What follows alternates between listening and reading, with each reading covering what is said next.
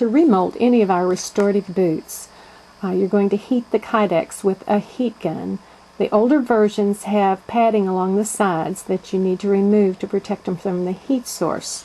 The newer versions of any of our boots have this redesigned to be sewn into the padding. But peel back the peel and stick hook so you have a smooth surface. Prepare it to be remolded. Just stick it anywhere out of the way. Then put on your gloves to protect your hands. Make sure that you keep the heat source completely away from the patient or anything that is flammable. Set the boot down and determine about a ½ inch from the heel toward the toe, about where the hole is. And that is where you're going to heat, just back and forth across the width of the boot.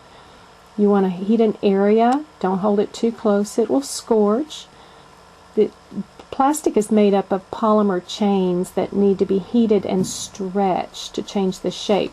If you try to just bend these over a table or a sharp object, you will eventually make the plastic fail because it will fracture polymer chains. Now hold the boot straight up and down and just bend it nicely. You can do it over a side rail, a tabletop. You don't want a sharp corner there. A point, a nice curve. Kind of push up on the toes if you want to help make that angle. But make it match the deformity of the patient's foot. You'll see it's flexible. Do not change the shape of the heel itself. This is a suspending heel. If you have inversion or eversion, you're going to remold it to meet that curvature also. Otherwise, your foot will slip inside the boot padding. It sets you up for shearing, and it's not a true restorative action. So heat it again, and then turn it.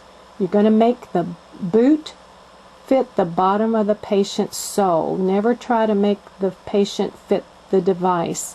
That may be true in orthopedics, but our patients are restorative, totally different needs, and totally different devices are appropriate.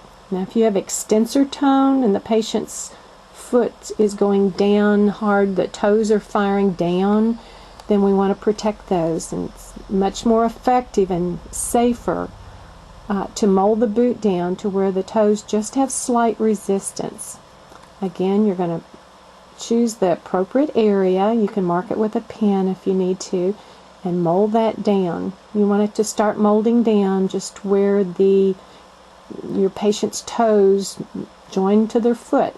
If you have an arch deformity, again, heat that. You're going to make it meet the bottom of the patient's sole with just 5, 10, maybe 15 degrees, just a little, like where you could put your finger under the patient's foot. And this allows the tarsal bones to start loosening up, working through that tone to help them relax. The flex straps will do a very good job of bringing the patient's foot up and allowing them to push through with tone. But it's vital that you make the bottom of the boot fit the bottom of the patient's foot. If it's an older version, again, replace your peel and stick hook. Just stick it right down, and the padding will be replaced right over the top of that. If it's a newer version, you won't need to do this. You would repeat with the other side. Now your boot is ready to put back in the padding.